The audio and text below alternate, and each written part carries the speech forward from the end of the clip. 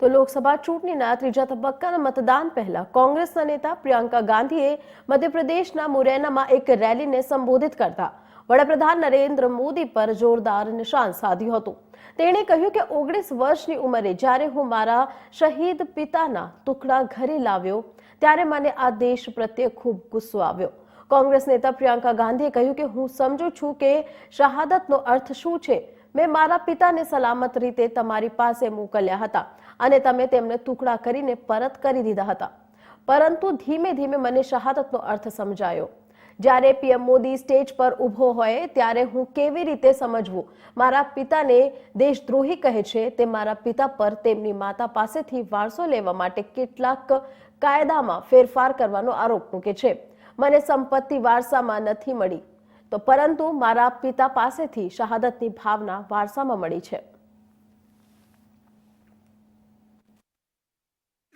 19 साल की उम्र में जब मैं अपने शहीद पिताजी के टुकड़े घर लाई तो मैं नाराज थी इस देश से। मैं नाराज थी। मेरे दिल में यह भावना थी, मैंने अपने पिता को भेजा, तुम्हारा काम था सुरक्षित रखना। मैंने अपने पिता को हिफाजत से तुम्हारे पास भेजा और तुमने ये टुकड़े लौटा दिए मुझे, और वो टुकड़े इस झंडे में लपेटे हुए थे, देश के झंडे में। मैं नाराज थी। मैं समझती हूं शहादत की का क्या मतलब है। जैसे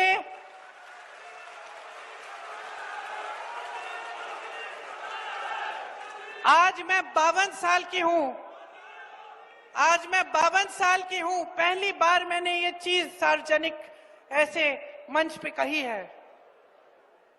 लेकिन वो जो नाराजगी थी मेरी, आस्ते आस्ते मैं समझी कि उस तरह की जो नाराजगी होती है वो सिर्फ उससे होती है जिससे प्रेम करते हैं हम।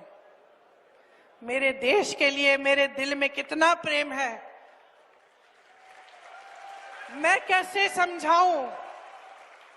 जब मोदी जी मंच पे खड़े होकर मेरे पिता को देशद्रोही बोलते हैं, जब मोदी जी कहते हैं कि मेरे पिताजी ने कोई कानून बदल दिया अपनी मां से विरासत लेने के लिए, तो मेरे दिल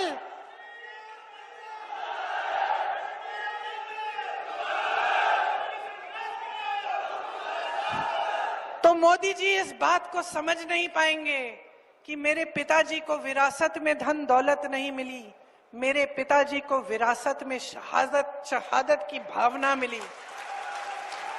आप समझ सकते हैं, आप समझ सकते हैं।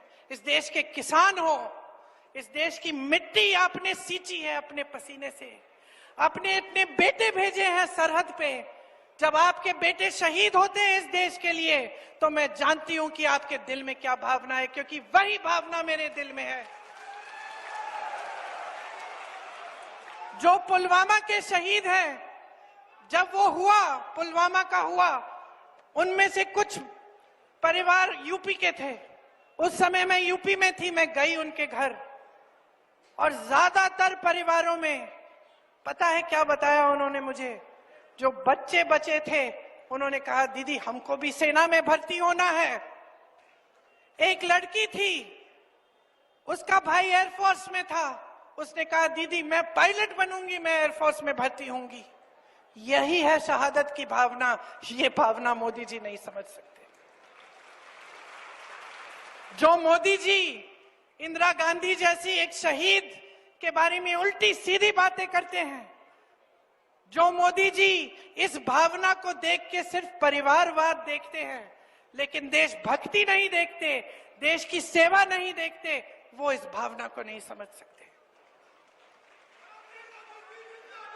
मैं आपको ये कहने आई हूं, मैं आपको ये कहने आई हूं कि हमें देशद्रोही कहें, हमें घर से निकाल दें, मेरे भाई को संसद से निकाल दिया, हम पे केस डालें। मेरे भाई पे इतने केस डाल दिए कि कभी इधर कभी उधर, कभी गुजरात में कभी बिहार में वो जाता है कचहरी, जाएगा, कुछ भी कर ले, मार डालें, लेकिन ये भावना हमारे दिल से कोई